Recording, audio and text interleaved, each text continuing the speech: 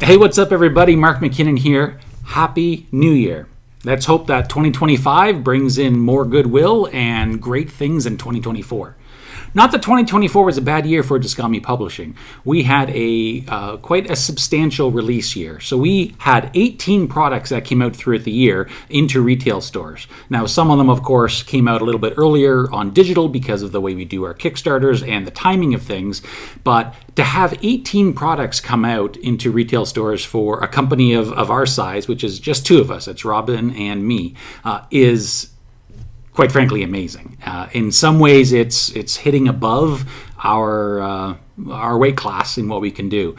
It's not really sustainable, and we are going to make some changes going forward to ensure that we keep producing some fantastic products for the fans. So what released of those 18, so 9 of them were Anime 5e products related to that, 5 of them are BESM related, 4 of them are Absolute Power related. In addition to releasing a spectacular number of products, we also had a really great Gen Con in 2024. We had a fantastic team of 7 game masters that we had come, and we ran 32 games at Gen Con. Introduced Anime 5e and BESM to a lot of new players, and of course, welcomed the existing fans as well. So that was a pretty great year overall. We're really quite happy at how things went with that. But as I mentioned, not really sustainable going forward, and there's a couple of key changes we're making in 2025. In particular, what we're going to be doing is focusing on fewer products, but we have a few core releases that are coming out, as opposed to expansions. Typically, the core releases, they take more upfront development work, and the books products are a little bit larger, and so that's what we have coming out next year. So as you might have seen from behind us here, this is Soldier Lune, a backdrop. And so this is the last Kickstarter we have of 2024.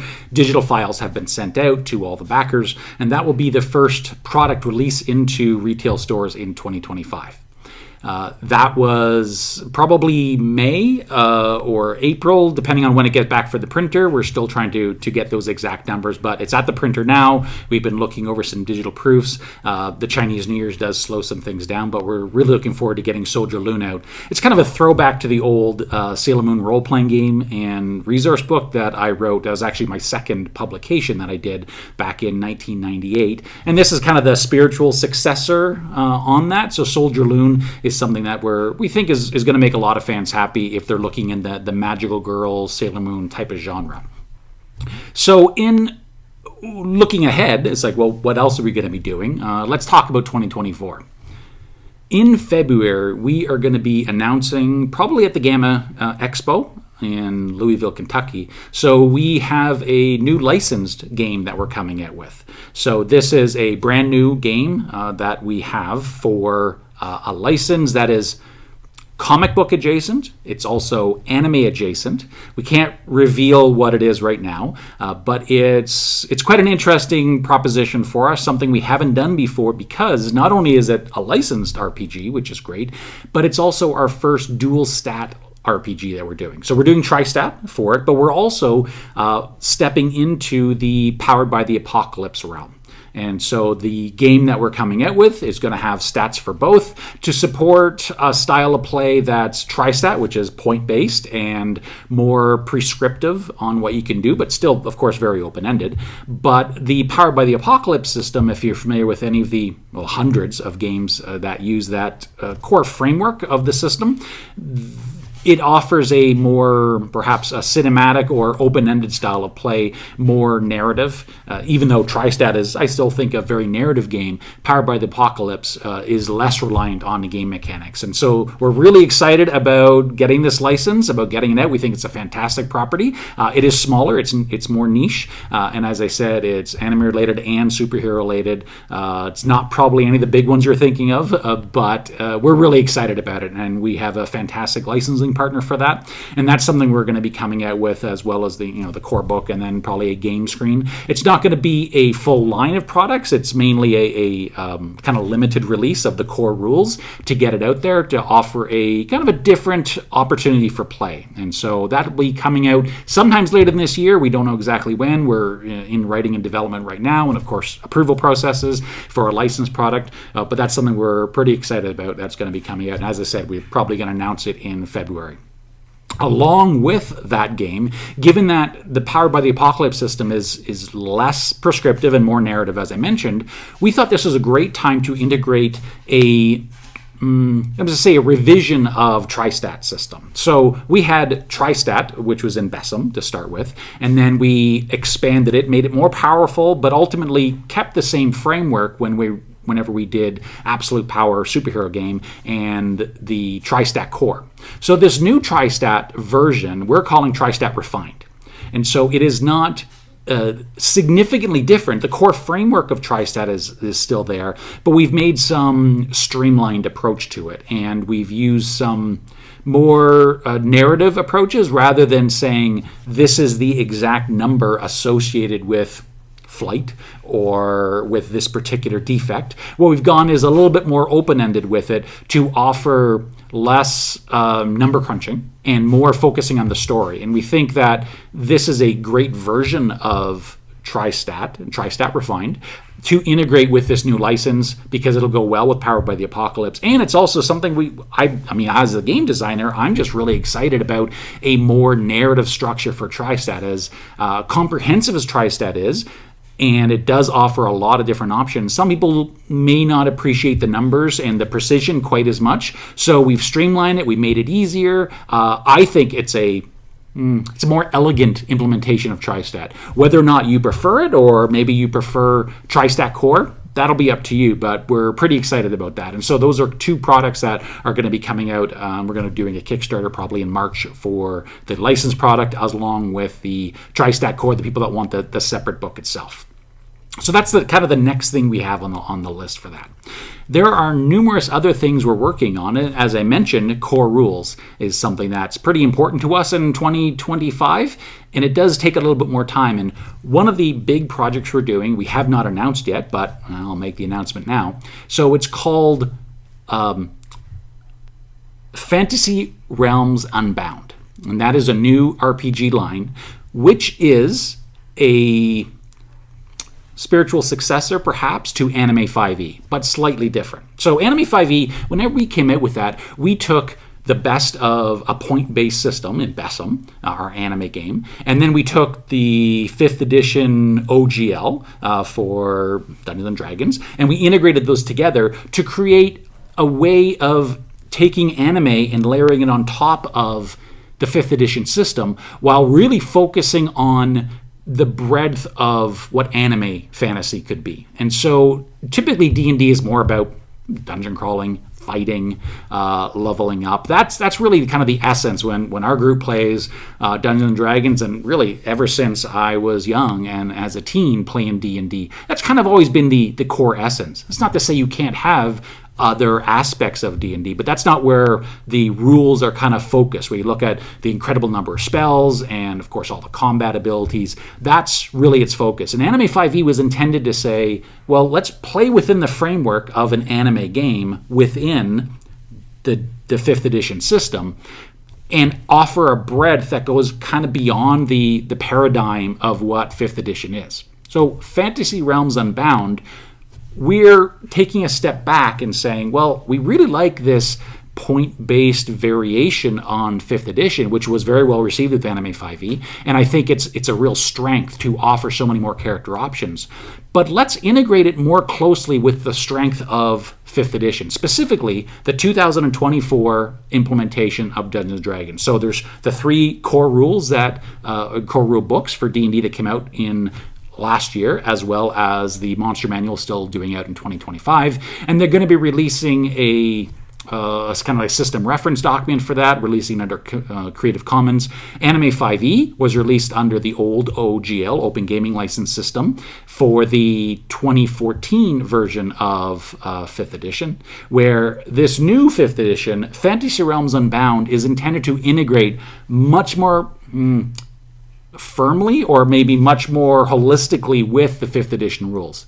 So it is not another Anime 5e, but it does bring in point-based elements. The balancing is going to be a little different because, as again I mentioned, the focus of Anime 5e was breadth. The focus of Fantasy Realms Unbound is integrating within the core strength of the 5th edition framework. Like, what is 5th edition role-playing about in the 2024 book. How can we integrate well with that? And so a lot of really interesting mechanics that we're delving into, expansions explaining how you can integrate a point-based system in with the D&D framework, and what you can do with spells, abilities. Looking at the framework, one of the things that Anime 5e people had wanted was a more detailed breakdown of all the numbers that we use to build Anime 5e. And we didn't really release those. They were a lot of decimalizations and spreadsheets and very heavy integration of game mechanics that we didn't really kind of show the wizard behind the curtain for that. We do plan to do that for Fantasy Realms Unbound. We're going to be showing more information about it. And it's not just an RPG, but it's also a toolkit for how to expand and create using the tools that we have integrated with 5th edition. So we are really excited about this product. It is going to be another 5th edition product, although, of course, people haven't really decided the names of anything. We're calling it right now the 2024 edition of 5th edition. We'll see what the name may roll out to be. But that's something that Robert and I are currently working on. I'm doing more the game mechanics as before, and Robin is doing more of the creative aspects of it. So I'm numbers, he's text. That's always been a great combination for Dyskami, and so that is one of the ones. We don't have timelines on that. It'll be finished when it's finished, and it'll be ready for Kickstarter when it's ready. But this is not an anime game. That's really important to notice. So we're going to lean more into the more traditional fantasy, and so Anime 5e is going to continue as an anime D&D or an anime 5th edition anime fantasy, but we're not doing anime for Fantasy Realms Unbound. So we'll have more information about that later, but we wanted to kind of announce it here. We are super excited about that. And as I mentioned, there's lots of things going on in terms of core rules and other releases that are larger. And so one of the next things we're going to be doing, and this might not actually be a 2025 release, it most likely will not be, it's still in development, this will probably be 2026, is a brand new role-playing game. Now this, when I say brand new, I mean new, not based on anything, not based on Tristat, Path of the Apocalypse, 5th edition, completely new.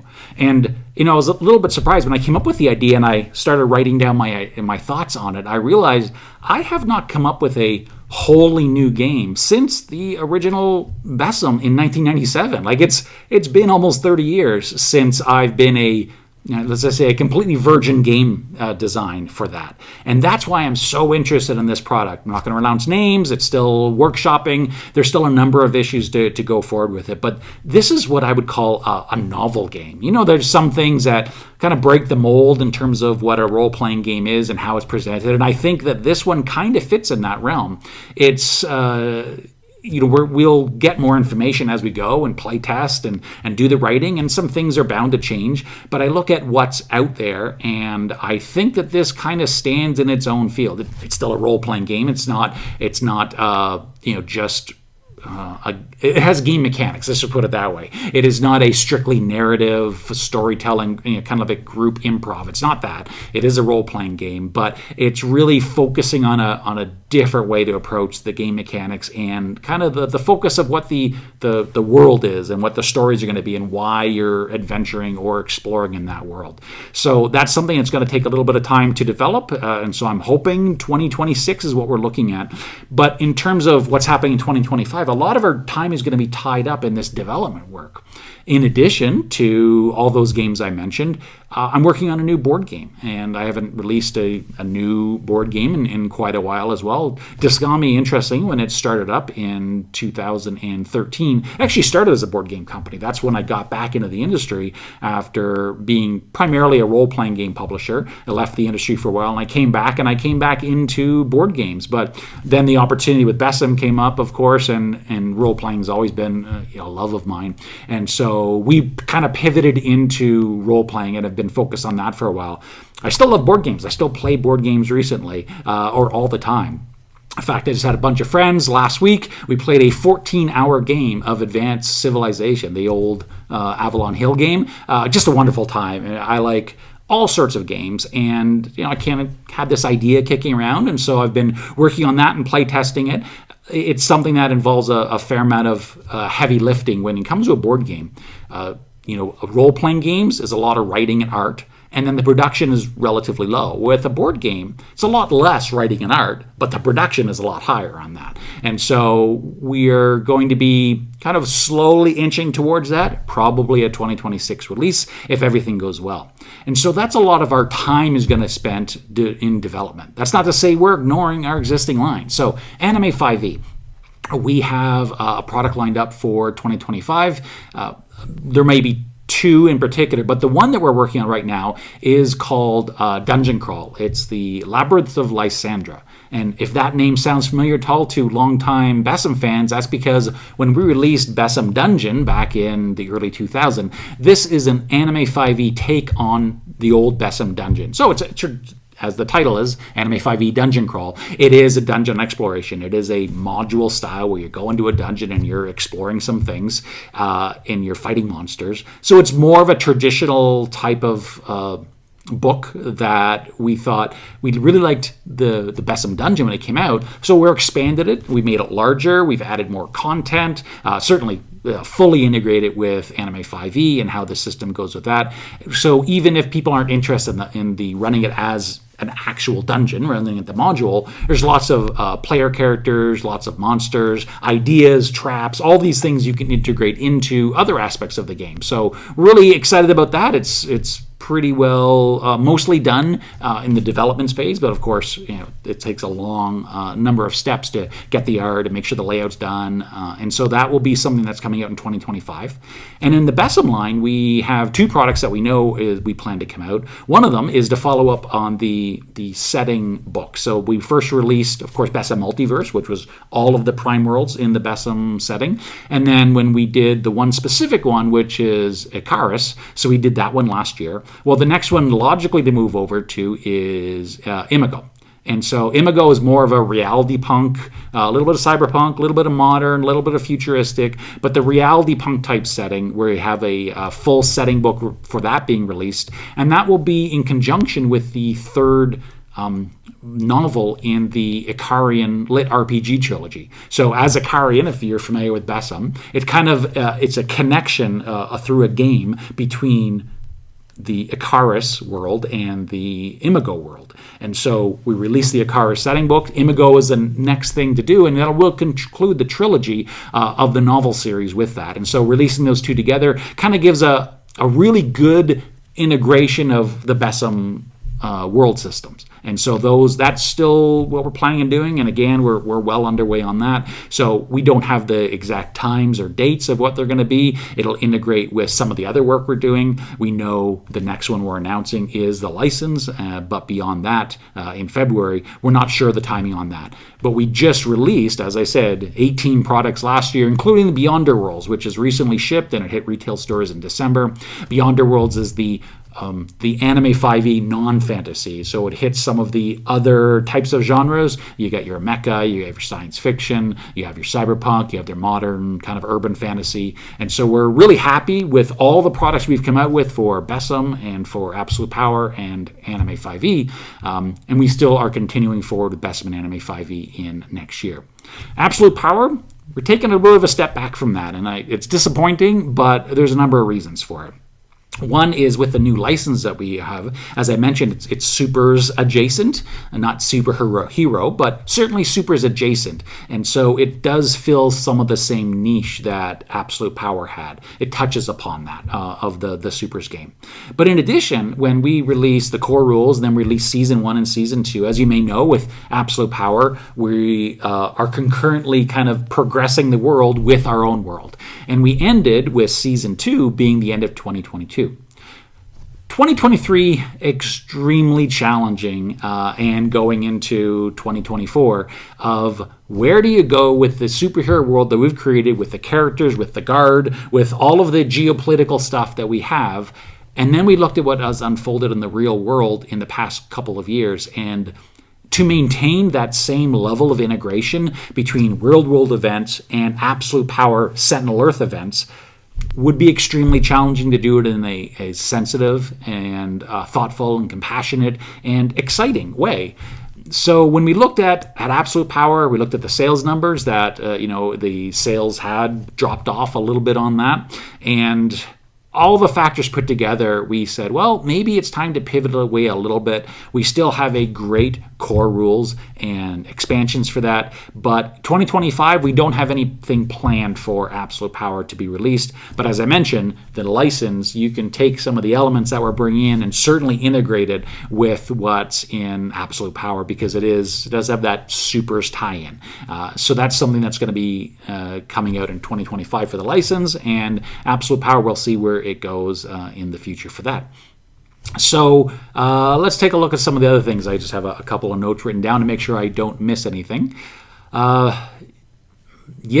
in 2027, we have plans out as far as that. I'm not going to go into them now. But as a small company, we're agile. And agility gives us the ability to pivot on what we plan to do. For example, this license kind of came to us in mid-2024, and that, if we were a large company, pivoting and immediately coming out with that and focusing on that would be more difficult. So we have that ability to pivot. We have a couple of plans for 2027, and as I said, some of the things may slip from 2026, and we'll see how things go. But we are working to produce the best products we can within the games that we currently have, as well as what new games people want to see. And we take cues from sales. I mean, certainly I have my love, but there's no sense in just producing stuff that I love if no one else wants it.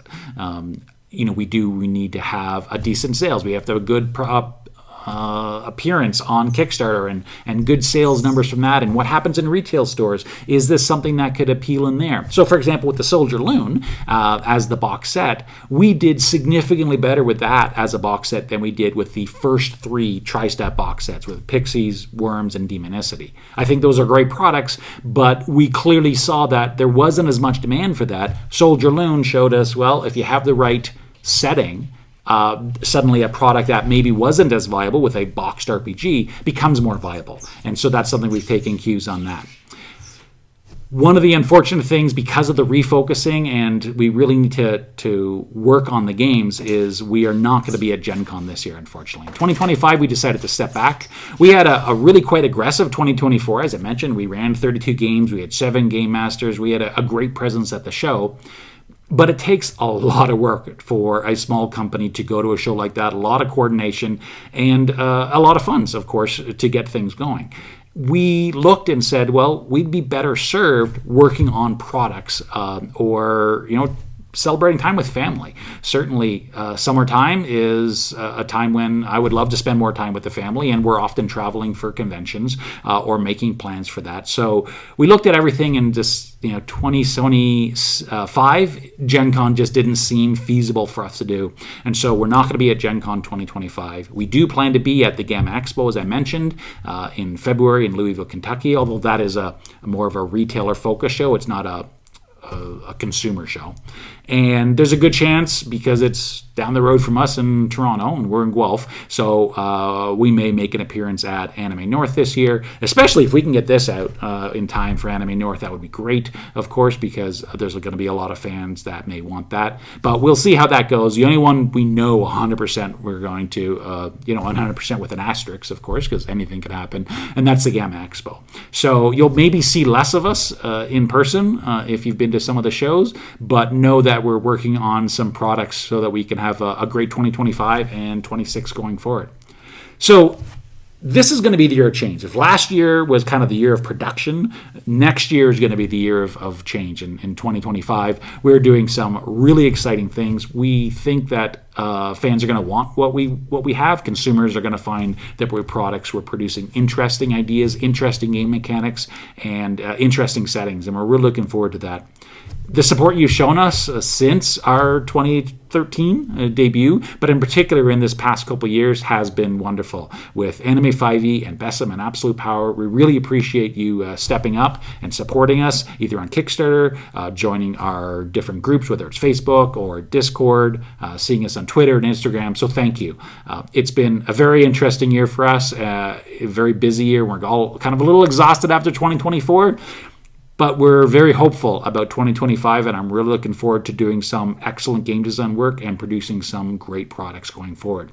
So keep an eye on our socials. You'll hear more about our plans as they unfold. But thank you for taking the time for sitting through this. We know it was a rather long video, but I kind of thought it would be a good idea to give a full summary of what had happened before, what's going to happen in the future, so you'll know that Dyskami Publishing has plans to be around for a long time.